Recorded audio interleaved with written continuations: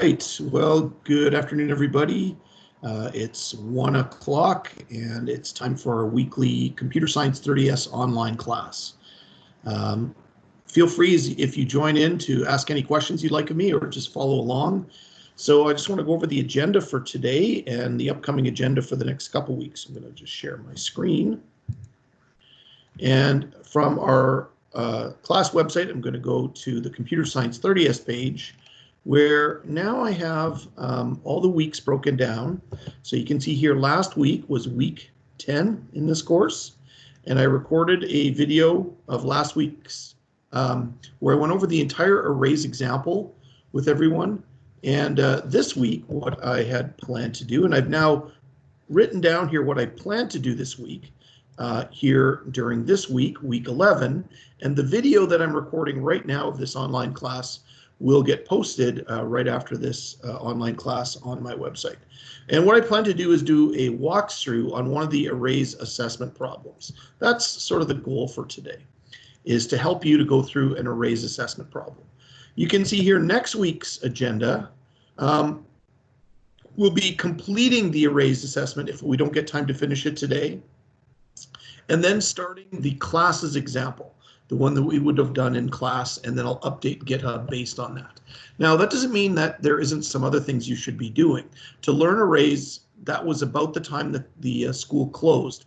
You definitely would be wanting to look through the content of the arrays folder, which includes the unit review, it includes the assessments, it includes the notes, or you certainly could read the presentation notes about arrays. We had started that before school closure, and you can read through it that way. And for those of you who aren't much into reading, what I would suggest you do is watch the videos of me that I recorded live in class in the past of the different versions of arrays, including doing the entire example during that. But if you were to watch the videos, you definitely get a better feel for what arrays are and how to use them in terms of programming in Java. So that's definitely something I would do. That's not something. There we go. That's not something I'm going to be doing here today. I'm not going to go through the entire lesson with you guys. Instead, what I'm going to do is focus on doing one of the assessment problems in the arrays unit, right? Like, how would I actually have done the assessment problem? So what I've done is I've opened up the assessment document here. Or, pardon me, I will be opening the assessment document here and picking through one of the assessments. Now, I've kind of already pre-picked which one I want to do, just like we would have done in class where I would have asked you guys which one to do.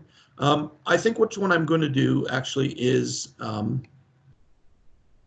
oops, this is the classes problems. No wonder it looked a little different. Let's go back to the arrays problems. The one I want to do is the card game example. I want to go through the whole card game example. Not that these other ones aren't good. These are definitely ones, though, I think you could maybe start to do on your own. But this card game one not only uses arrays, but also uses a little extra coding to get pictures to display. And I'm going to show you how you can combine methods in with this and all that sort of stuff to solve this problem here, the cards problem. I also would like to do one from the alternatives for those few of you that might be doing alternative assignments. And for that one, I've chosen one of the really easier ones at the back end of these assignments. This one where it checks number 10 here, if there's a duplicate value based on sort of random numbers and things like that. No, sorry, not that one. Where's the one? Yeah, this one, number 8, where randomly fills up an array and then does work with it. Okay. Now, to get started on today's work, what I'm actually going to do is, rather than start from square one, just starting from scratch, what I'm going to suggest is one thing I've had on our website, even before school closure, if you were to scroll through the stuff we had done before the school closure, there was this advice and help section of our website. And this has now got even more content on there, all about how to get Netbeans and stuff like that. But if you scroll down, and I did go over this in class, there's some sample code I put out there. Sample code to kind of show you where you'd be at each unit. So as I did a walkthrough on the arrays unit or the methods unit, some of the code I would do in class, to rather than just keep repeating myself, it would be available for you to access. Now, what this does, though, is it sort of breaks it into 4 levels. So obviously, level 1 here would be after you finish the methods unit. So the code in that example would include methods. Then, the code in this example would include methods and arrays. So you wouldn't want to go to number 2 if you haven't studied arrays yet. Similarly, you wouldn't want to go to number 3 if you haven't studied classes yet, which we haven't. So there'd be code in there that you wouldn't understand at this point. Similarly, number 4 is more of a final project type example that we'll get to when we get there. Okay, so what I'm going to do is open the one from the arrays unit. I have that already open right here. And why I wanted to do this was it includes a whole bunch of useful methods like start and end and output and things like that that could be very useful to you in solving these problems. Now, you certainly could download the entire project, but I think just a little copy and paste on the code would be useful here. So I'm going to jump over to Netbeans. I also here have our example open. There's a few similar methods in here, similar to the ones in that, like how to output an array, for example, or convert an array. But I'm going to start a brand new project here. It's going to be the card game simulator. Okay. And this is going to be my solution to this problem. Okay. All right. Obviously, you guys are going to want to take the time to do your comments in here, like what this thing actually is. Let's swipe that a little bit, right? So if we go to that problem on card games, here it is right here. I'm just going to swipe some of this and put it right into my description of this. Okay. Oh, the line is turned off. Let me turn that back on. I know why that's turned off. That was off for something I was doing in another class, but I'm just going to quickly try to remember how to put that on there. Some colors.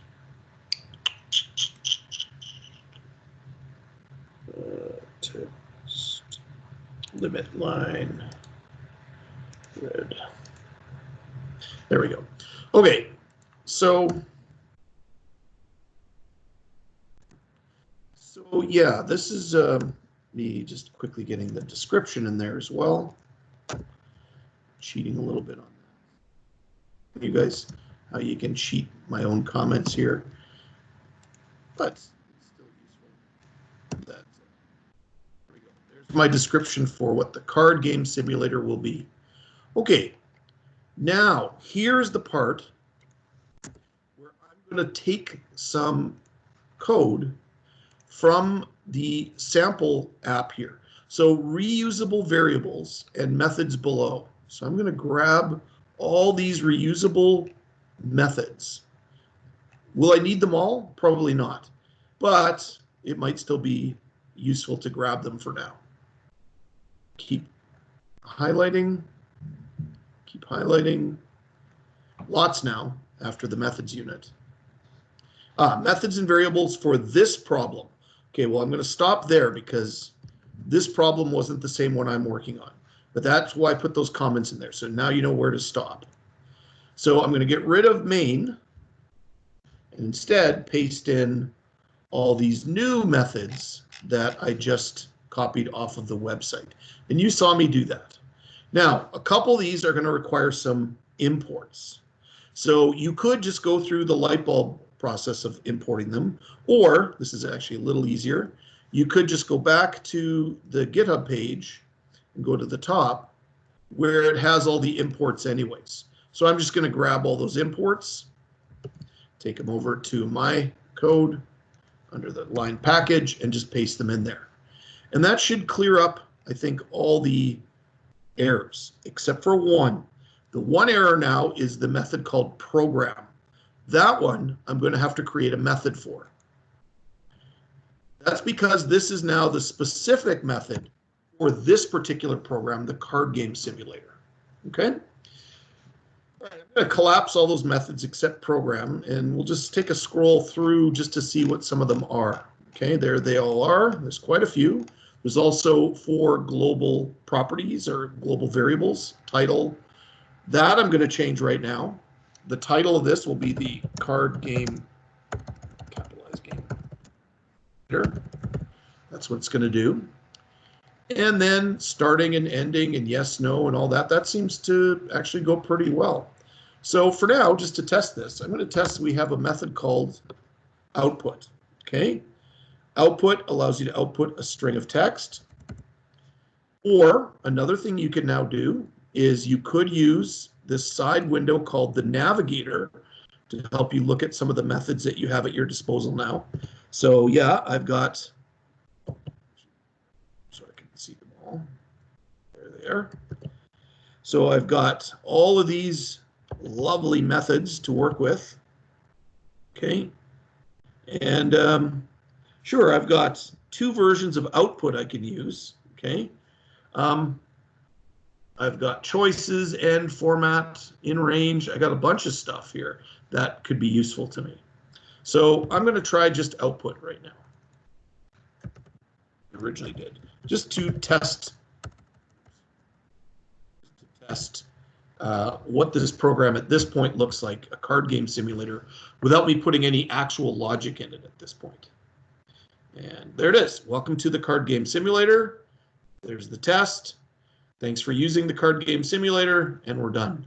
So that's already built right in.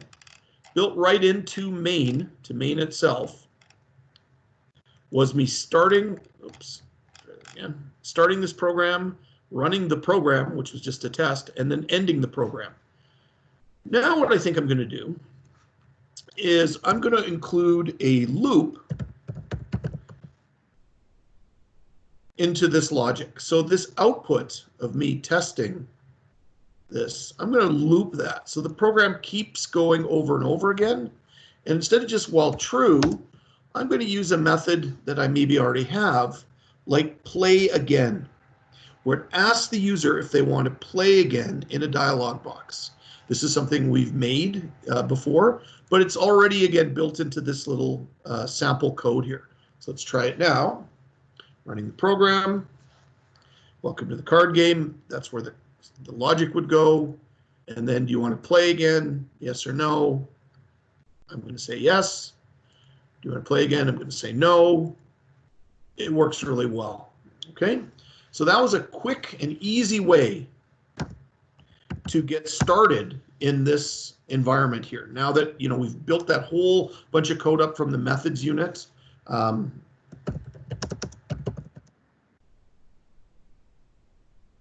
Now I'm at it again. Okay, so now let's take a look at the logic of what we actually need to do in this program. So what we're going to need to do in this actual program is we're going to have the user enter a card number, a 0 to 52, and the cue to quit we don't really need anymore because we're already doing that. Okay, we're already kind of looping the program. So we're going to ask the user for a card. I'm going to display that card. Okay. Well, card could be a number that we could get using, again, one of our methods, like this method, input integer. That would be really useful. So I'm going to use that one. Input an integer, enter card 0 and 52. And tell the user those are the only numbers I'm going to accept. And then I'm going to show that card. Now that's going to be something a little more complicated. So I'm going to create a method for that down here, custom show card method, which for now I'm just going to output that I will show card. And you wouldn't need to do this. This is just me testing this right now. I will be showing that card. Let's run that. See how that's going right now?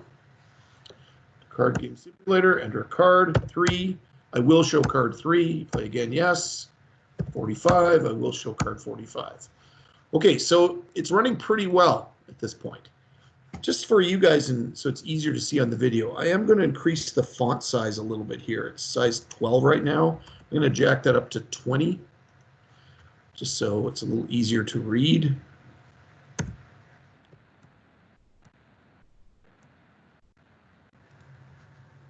Okay, and that was me just changing one of these global variables here. A big thing now, having completed the methods unit and being in the 30S computer science course, is to think about reusability.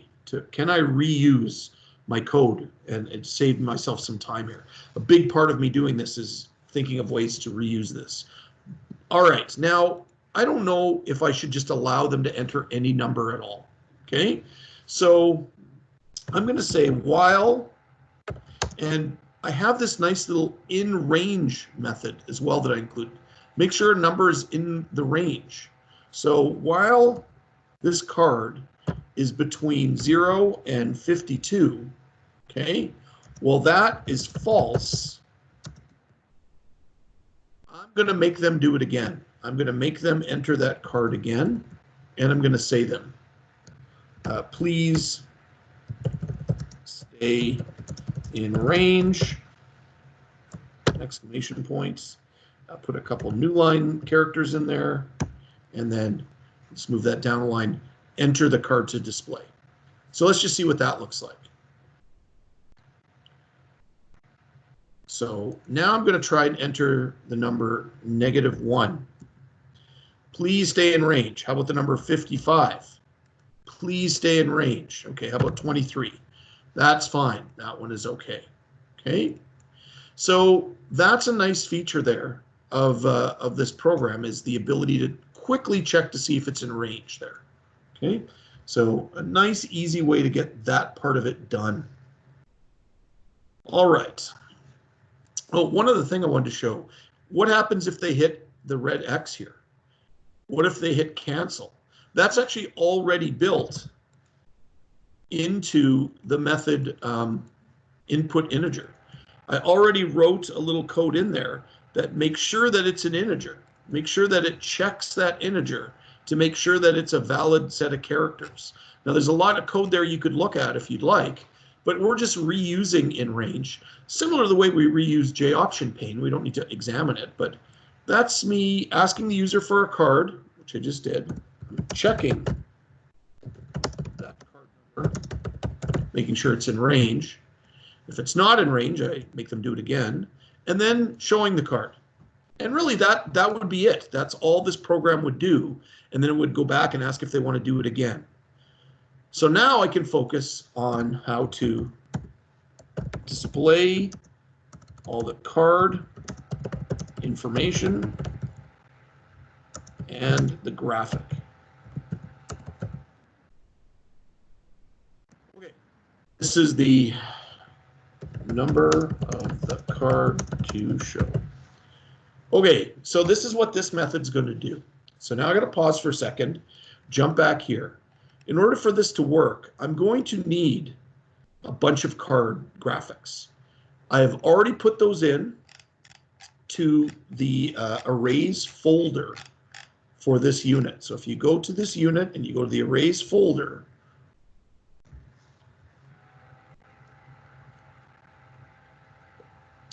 and then go into, there's card graphics.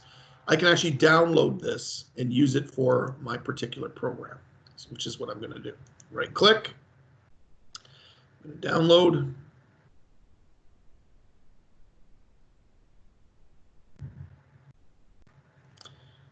And I'll get ready for that. So while that's happening, okay, we're going to need a few variables, okay, for this particular program. So some static, for example, some constants. So the size of the deck is 52 cards. So I'm going to put that in. That's just something I want to know. It's a 52 size deck. Okay. What else do I need? Okay. In a second, you'll see that I'm going to need some. Is this downloaded yet? There it comes. Okay. So, too many things open. Let's just minimize a few things, and onto my desktop, I'm just going to drop this folder of card graphics as soon as my computer catches up with what I want it to do.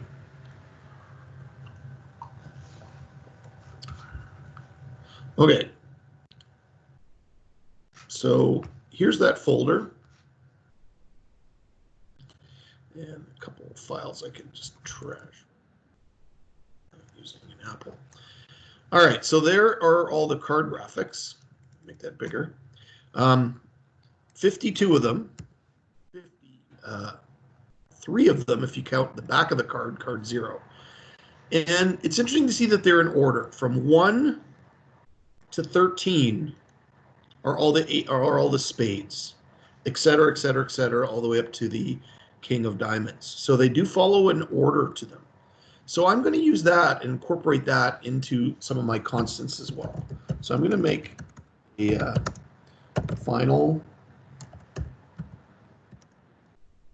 for the back of the card because it's number 0. Okay, and I'm going to make a few more of these. So for example, spades starts at number 1, and hearts starts at number 14.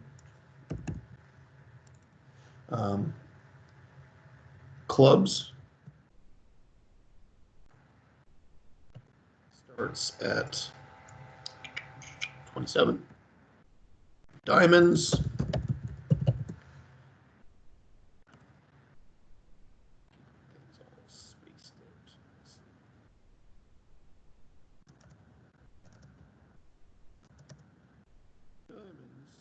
starts at 40. Okay. And you can check that if you'd like, right? Like if I check number 40, yep, that's where diamonds started, right? 27 is where, like, I did have those written down. So that's just me tracking that right now so I know what's going on there. I'm also going to I'm going to make some global variables here. In this case, they're going to be string arrays. Okay, so arrays being indicated by the square brackets. At first, you might think you could use integers because they're all numbers and things like that, but we really don't do any math with these things, so I think strings are going to work fine. Equals a new string array of this deck size. This is how big that is. Okay, it's 52 spots. In addition to the images for all the cards, I'm going to need to know all their suits. I'm going to need to know all their values, and I'm going to need to know all their types, which are just ways to look at all those cards. And that you can find right in the problem itself. If you were to look at what it displays the card image itself, which will be an image file. That's why I'm going to use a string for that. Which card I'm going to display, that we already have. The value of that card, what type of card, and what suit it is. Now, what's the difference between value and type? Well, you can see it down in this one. Its value is 1, but it's a type ace card. Or this one, which is type king, value 13. Okay? All right. So there's all that information.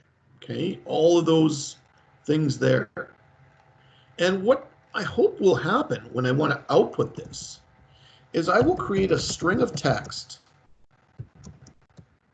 that I will then display in output. And actually, there's a nice version of output that we brought in that also uses the name of an image. Well, that would be perfect. So for example, the card images at spot card would be the name of the image I would display in that version of the output. Okay. Now, to start thinking about the text I'd be putting in there, it would be something like card to display.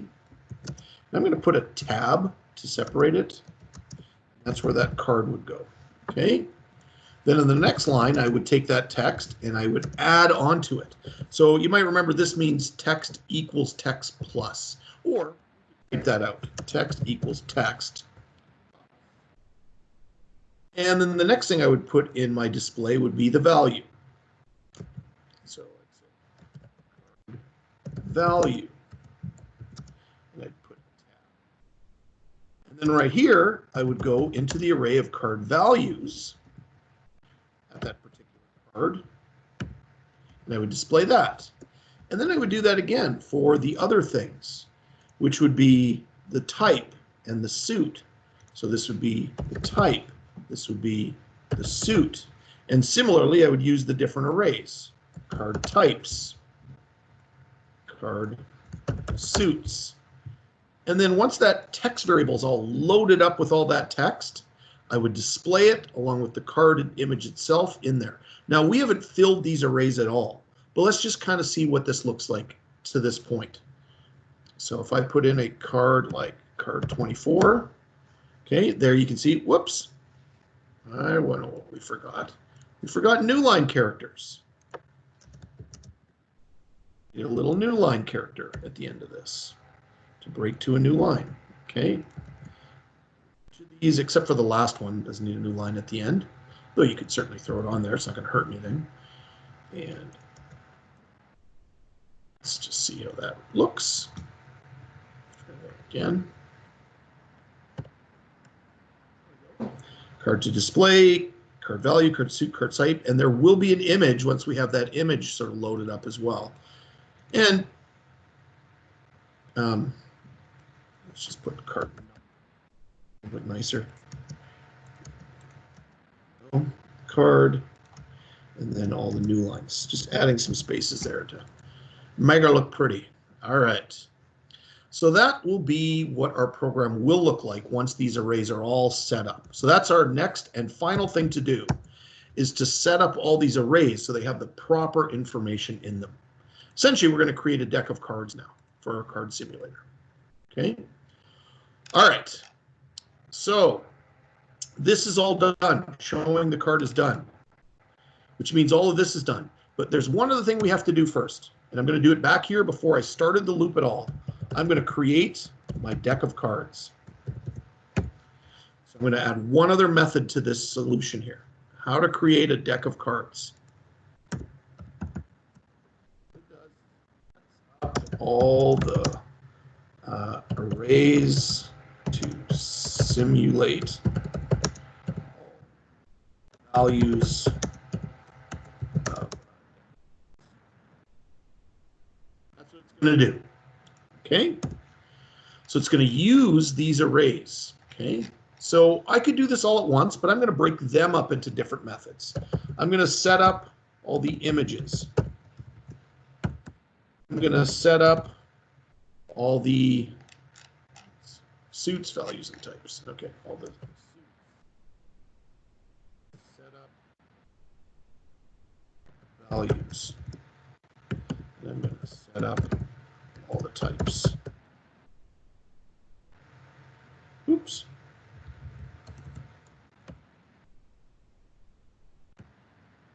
Okay, so that's how I'm going to create a deck. I'll set up the images, set up the suits, set up the values, set up the types. Or I could, maybe I'll use the same, I'm getting picky, using the same words here. Create the images, create the suits, create the values, and create the types. Okay, let's make some methods. Create images, create suits, create values, create types. This way, as I finish each one of these, I can test it, sort of, because this is already set up, to see how it goes. Okay, so I want to create some images. So the first thing I'm going to need is I'm going to need a path to get to this folder right here. Simple way to do that is I put this folder on my desktop. I'm going to right-click on it, go to Properties, and there's the path right there. That's how I get there, and that's what it's called. So that'll be useful to me. I'm going to put that right into a final string variable.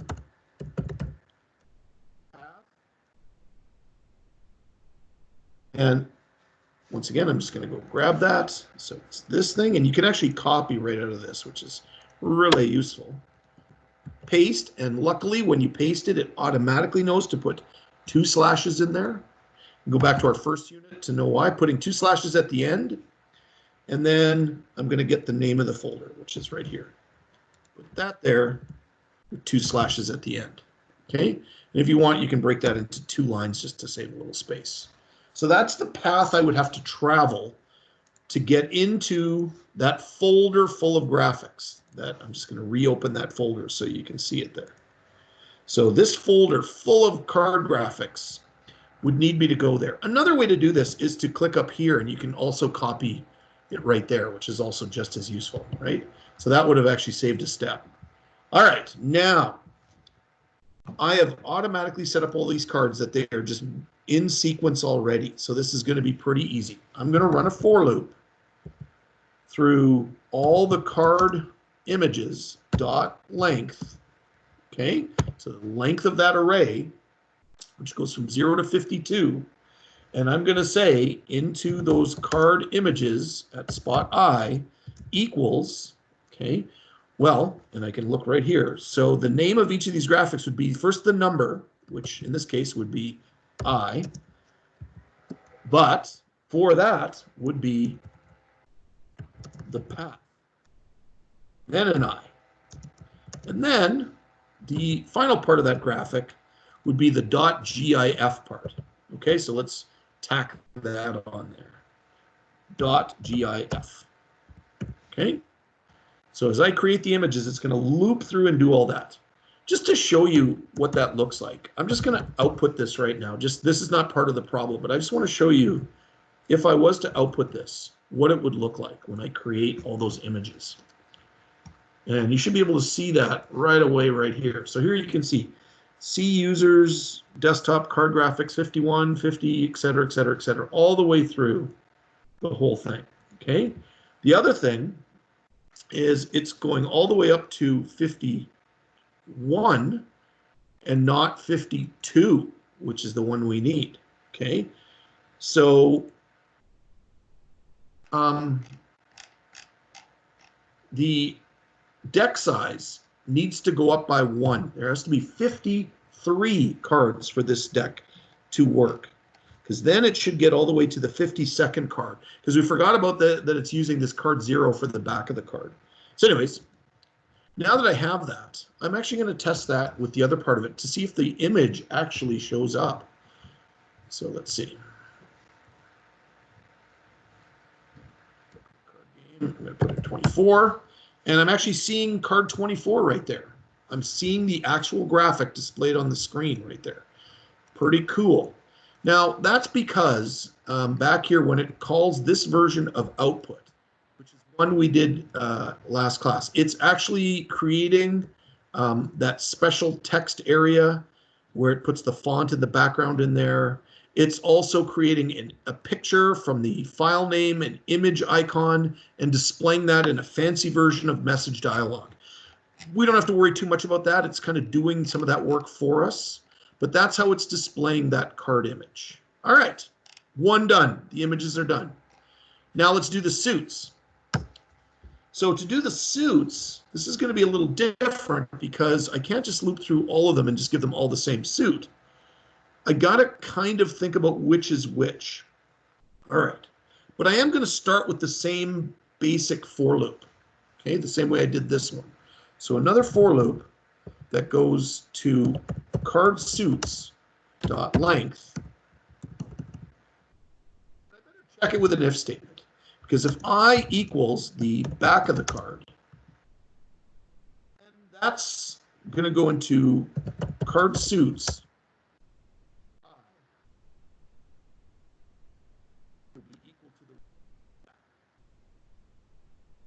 And actually, I'll just test that real quick just with spot 0.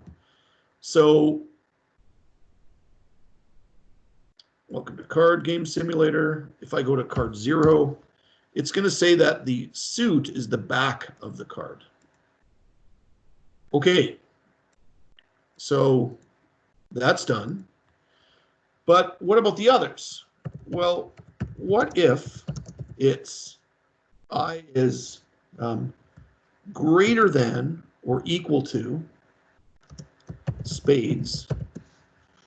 Okay, so it's greater than or equal to 1, but less than or equal to 14. Then I know it's spades. So I have to say it's that, and I is less than or equal to hearts. Yeah. Spades and hearts. So it's between here and here. So it's greater than or equal to 1, less than or equal to 14. And remember I'd said that would be a good reason why I'd set those up ahead of time, which I have up here, 1 and 14 up here. And this was one of the reasons. I knew that that was going to be the case. And now what I'm going to do is I'm going to set that, that suit right there will be spades. So all of those cards in between there and there will be spades. Okay, and I can do similar things with the other two suits, if you think about it.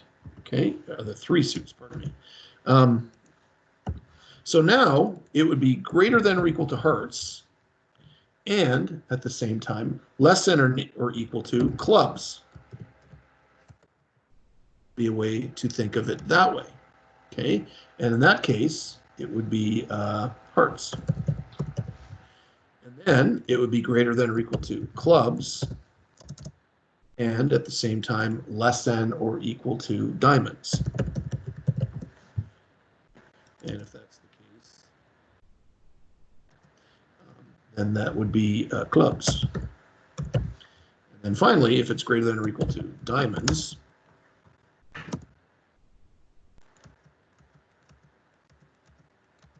and at the same time less than or equal to the deck size, that's a way you could think of that one, the size of the deck, then what we're dealing with there is the diamonds. Right at the edge there of that line, but I think we'll be okay. So that would be a way to look at all the suits. Let's see if it works.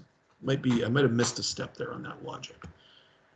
So let's try, for example, card 2. Okay, it says it's spades. That's pretty good. Let's try card 14. Okay, oh, that's not good. Okay, I think I realized my logic error here. It's actually just less than here, not less than or equal to. I don't actually want to get to that card. So greater than or equal to, yes, but less than over here, not less than or equal to. That again, it's good to test all the sort of scenarios here. So let's go back and test card 14 again. Okay, so now it's saying it's hearts, but let's check card 13. And yeah, that's still spades. Let's also test card 52, diamonds. Ooh, I misspelled diamonds, but we can fix that easy.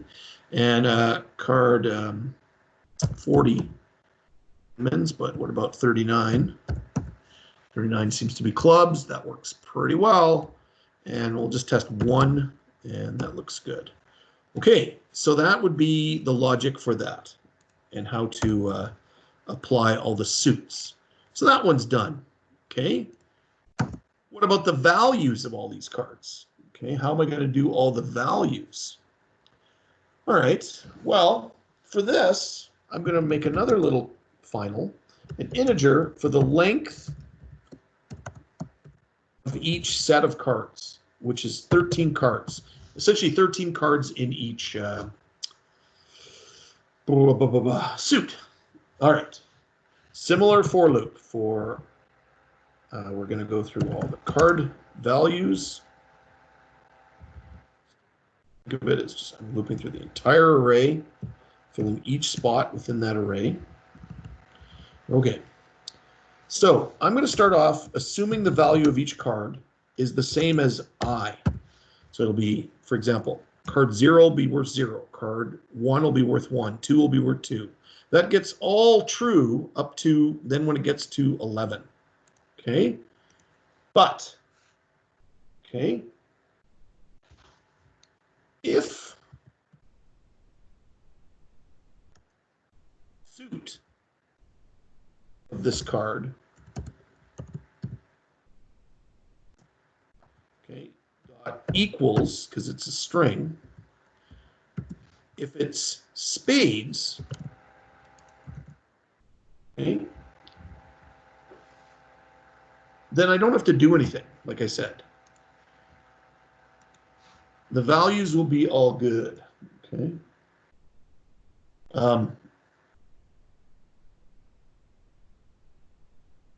Yeah. Like, this will be worth what it's worth, okay? So I don't really need to worry about that one. But what if it equals hearts? If it equals hearts, like right here, it's not going to be worth 14. I have to bring it down to 1. So let's go back to spades. What I would do is I would say card values I equals, and since it's strings, I'm going to attach it to an empty string, my original value. Okay, so it would just be I. But what if it's different suit? This time, the suit is hearts. Okay. Now what I'm going to have to do is, and actually, you know what? I think I don't need this value very well. I'm going to get rid of it. I'm just going to put I right here. I take I, and I subtract that length. All right, so we're getting a little too long, so I'm going to move these all down just below the if statements themselves. I'm still going to skip the brackets, but okay. So I minus the length will be what I put in there. So instead of putting 14, it'd be 14 minus 13, or in other words, 1. 15 minus 13, or in other words, 2. So it's going to take care of it that way. And I'm going to do that for the other two suits, for clubs, diamonds. And the way I'm going to do that is I'm going to subtract length times 2 and length times 3. So just a little bit of math there makes hopefully that work out pretty well. But we're going to test this right now. We're going to test this really quick. And you can see that the value is 10. Okay, suit is hearts, number looks all pretty good. It's all working out kind of the way we want. Let's try card 1. Let's try card 14. Let's try card 13. Let's try card 40. Let's try card 39. You can see there 39, which is a king, is giving us the value 13, which works out really well. Okay, so it's just a mathematical way to take care of the values. The final thing in this problem would be to take care of all the types of cards. And again, I can use the previous array of values to figure out what it is, right? Like, this is now easy for me. If the value is 0, I know it's the back of the card. If the value is 1, I know it's an ace. If the value is 12, I know it's a queen. So I can use that, right? So I'm once again going to run through the card types. That way I know I'm filling up every spot. If the value of the card at spot I, and again, it's an array of strings. So dot equals 0, and the type right here equals the back. It's a back type. The back.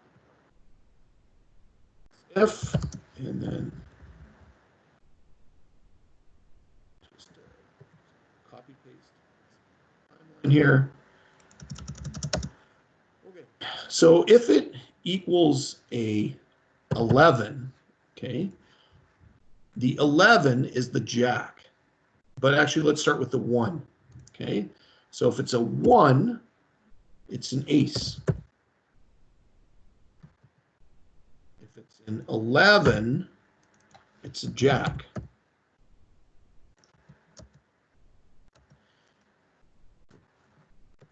If it's a 12, it's a queen. If it's a 13, it's a king. What about all the other cards? Well, I'm just going to say else, right? Because that's the easy ones. Card types at spot I equals what's in card values at spot I. It's the same value. But let's test that and see if that works. Okay, let's test, for example,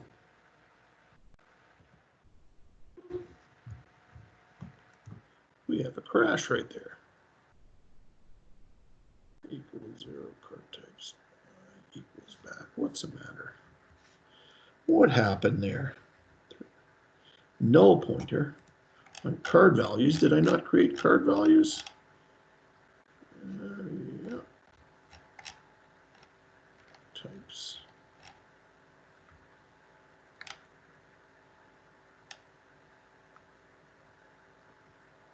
Oh, I think I have something. No, that should be good. Let's try it again. Maybe it was just a freak error. Nope. Oh, what did I do wrong? Okay, well, let's see what's going on. Where is this so-called null? Which is the null here? All right. Card values, 53. Yeah, all the values are filled except for spot 0. Oh, spot 0 was never filled. Why not?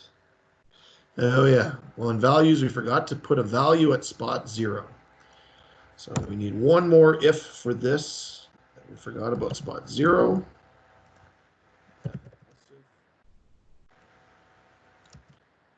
So if the suit equals the back of the card, the value will just equal 0. Okay, so that, I hope, takes care of it. We just never assign spot 0 a value. Let's see. All right, let's test 0 right away. 0, card value 0, type back, suit back. All right, let's try card 1. It's an ace of spades. That looks good. How about card 13?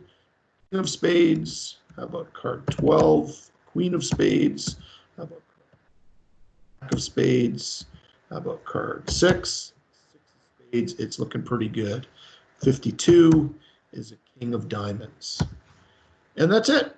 That would be the conclusion for how I would have solved this card game problem. It's a tough one, right? It obviously has a lot of code in there and a lot of work that went into it. So you can watch this video back and look at how I put in that code. This is one possible solution for that one.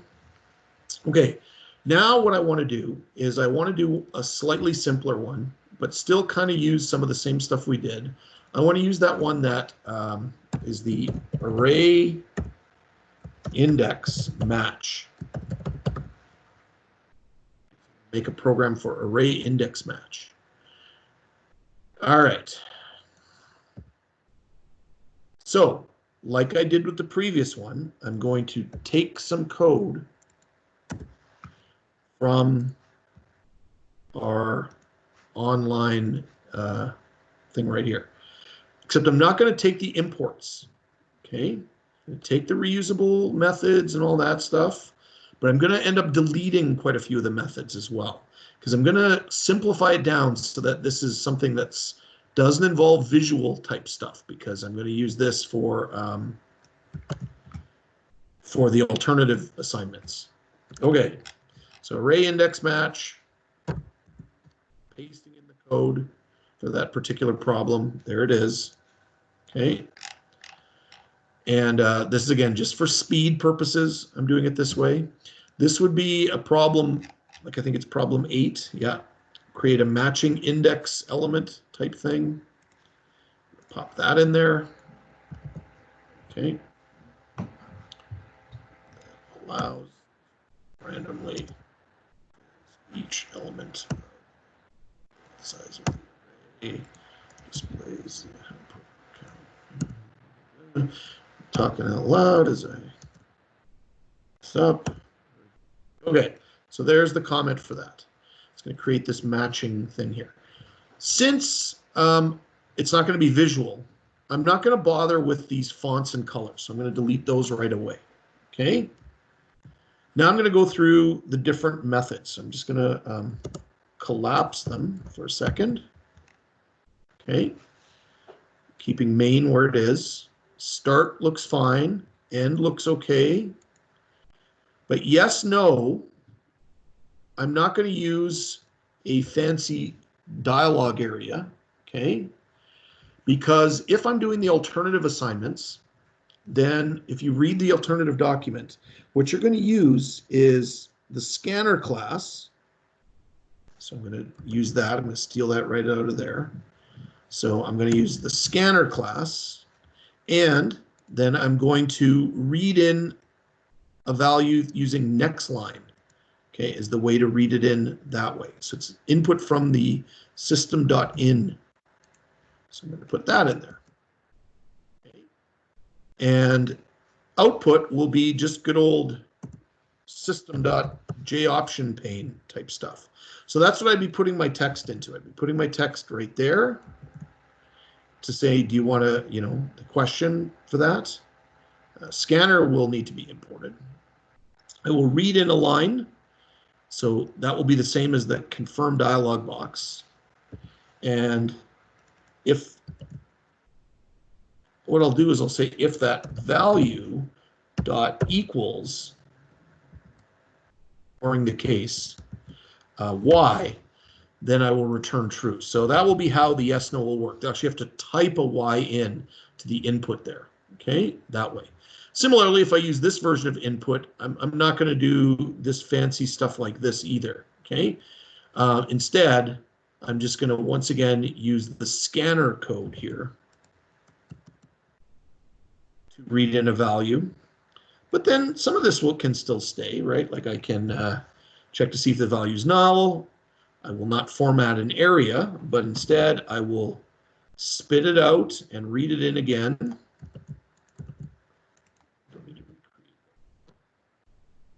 So I'll read in the next line, okay? And I will attach this to the text, just like I did in here. So I'll put that right there. Error, please enter it again, okay? And that'll be how I do input right there, okay? And inputting an integer will be fine because it uses input, right? Inputting a double will be fine. It'll work the same way. Is it a double? Will be fine, okay? It's using no fancy input-output code other than what's there. Is it an integer? Will be fine. Output will not be fine, okay? So in order to do output, I'm just going to do a system out and print the text in a system out output. Not going to worry about pictures with this one, okay? Obviously. Same with this one. Output would be very simple. Formatting an area would not need that method. I'm not going to do anything like that. Play again would be fine. Is it an even number would be fine. Is it in range would be fine. Choices.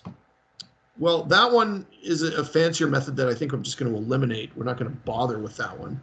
Random, though, these methods should be fine, as a matter of fact. So mostly now I've eliminated all the errors in all these other methods. Eliminating jOptionPane completely from the picture here. There's no jOptionPane type stuff going on at all at this point. It's just basic input output, a lot of random methods there. Okay, so I've used the same code and made a few slight changes. You can watch it back. And now I'm going to go in and create the method called program. And now we can solve this problem specifically. Okay. And I'm just going to steal that comment up top to once again remind me exactly what this program is going to be.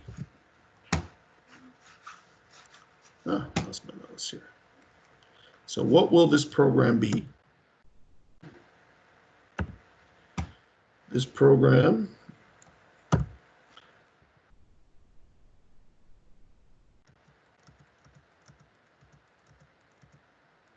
okay, so that's what it's going to do.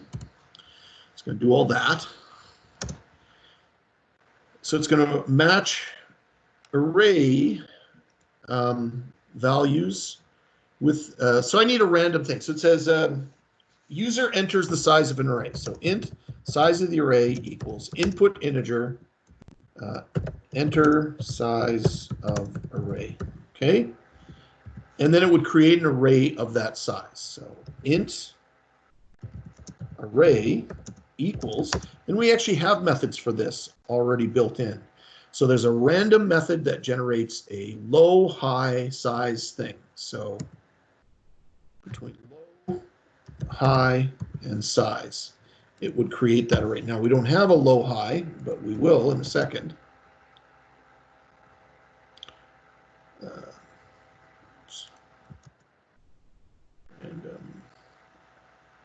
Low and high in size. Yeah, that's right. Okay, so fills array between 0, so the low is just 0, and the size -1. So it would be size -1. So that would generate a randomly filled array, and then it would display the array. Okay, and we can do that quite easily too, because we have a little method that turns an integer array into a string, which is really nice, so that I can then output the array itself. So let's just try this right now. It's still missing a piece, but just going to do that quickly. I realize we're almost at 1 hour on our class. So enter the size of the array, 10, and there would be the random array of values right there. Okay. Sample app. No. This is our array index match program. Matches the array and the index, which is the last piece of this logic, which is actually pretty simple. Okay, so it's going to display the array itself, and then it counts the number of indices that match its corresponding. So the count, I'm going to give to a method just called count matches of this array, and then I will output, we have count. So many times it matches the array. So create that method. Okay. Right now, let's just have it return 0, and we'll fill in that logic in a second. Test that. Really close to time here, but 10. We have 0 matches. Okay. Now, what it's supposed to do is count the number of indexes, that's incorrect, that match the element. For example, for random number 2 is at index 2, then count it. So what we're going to do with this is just create a count variable, start it off at 0, return that variable at the end of this, loop through our array, so go through the entire array from beginning to end. If what's in the array at spot I matches I, then count goes up by 1. And that would really be all that's needed there. As I said, this would be a much simpler array problem, but 10 spots, 0 matches. But let's try it again. Let's try a bigger number, 100 spots, 0 matches. It doesn't always happen, right? So it could happen easily, but let's try 200. We have 1 match. Doesn't say where, but somewhere along the line, the index number matched the spot. Now, the idea with this was that all of this code that I just wrote here, all of this code, could actually be used inside of that simulator program, the Java Simulator Online, because it uses the scanner class. The only other thing I would need is the import of that scanner class. Would need to be put into that code right there. But you can see here, I've got all that code in there, including the comments. And what else I would need, the import. And then right off of the internet, it should be able to, if all is great in the universe, be able to run and work. And oh, and we had a match, right? So you can actually see here, 0, 1, 2, 3, 4, 5, 6, 7, 8, 9, 10, 11, 12, 13, 14, 15. Right there, there it is. That's the spot that matches the index right there. 16, 17, 18. Yeah, that would be the spot. So it worked. It worked right here online without even running in NetBeans, right off a web browser. And that's 2 o'clock right on the nose. So guess what, guys? That's it. That's all she wrote. Thanks for joining in, and I'll see you guys next week, unless there's any questions for those of you that are online right now. All right, take care, you guys. Next week, I'm going to go over the classes example, and I'll try to keep it a lot shorter than this. That should give you 2 solutions to the arrays unit, one for the alternative, but you could easily just put it back into NetBeans if you want to use that one. And then, of course, the big card game example. Take care, you guys. See you next week.